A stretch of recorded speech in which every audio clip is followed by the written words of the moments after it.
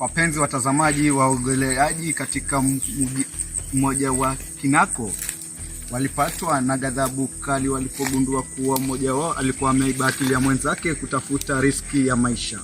Habari kamili.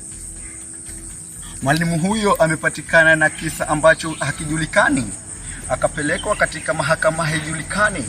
Kama unamjua mwalimu huyo, utapiga kwa nambari isiyojulikana upatie habari zisizojulikana. Katika mchezo ambao ulikuwa umepangwa wa kupigwa kata na shoka, Kenya ilicheza na Uganda iliyoko nchini Amerika. Wachezaji hao walikuwa kuna hitilafu za nguvu. Wachezaji hao walikuwa wameghadhabiwa kucheza na Europe ambao iko katika capital city ya Kenya. Tuko na mwanahabari wetu aliyeko mashinani ya Mexico.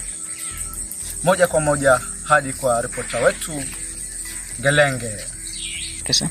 Nikiwa mwanahabari Memengele. Kisa na ambacho kimeshtua sana ni hiyo mambo ya kuiba akili za watu kutafuta riski. Imeshangaza sana. Maana sasa kama zile hormones zimepotea, zimekuja patikana zile hormones za chekesha, maana hormones zenyewe tayari zaongea. Sasa tutashindwa hormones za tangiani zinazoongea, zile hormones sema kweli. Katika uchunguzi wetu wa ndani sana tumepata zile hormones zinaongea, zinatafuta riski. Ndio hivyo, sisi kama maengineer tumebaki tumepigwa na butu hapo. Asante sana, Mungu akawabariki. Mimi wako Melenge, ripota wako. Shukran sana. Naregekea studio mwenzangu Kimwaga.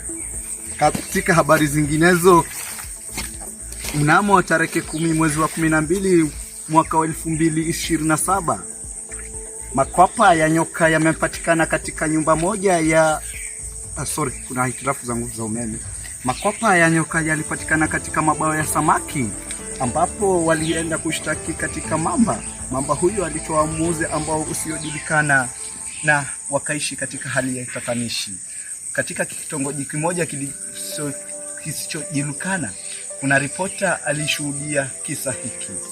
Kwako Gelenge, ukiwa gatuzi la Trans-Marimanti.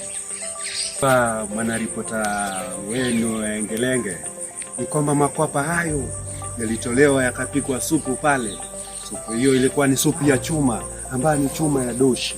Supu hiyo imevutia wateja wengi sana, ambapo makwapa hayo ya samaki yalipatikana pale mjini Marimanti, gatuzi ndogo.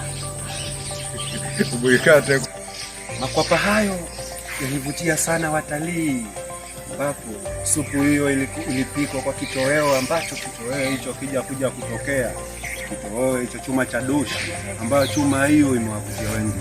Nikirejesha studio mwanahabari wako Melenga aka Kimwaga.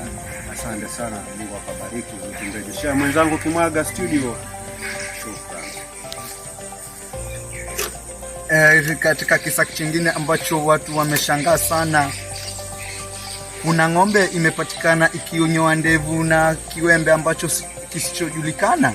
Ng'ombe huyo ameripotiwa kuwa mkia wake ulikatwa na mtu asiyejulikana.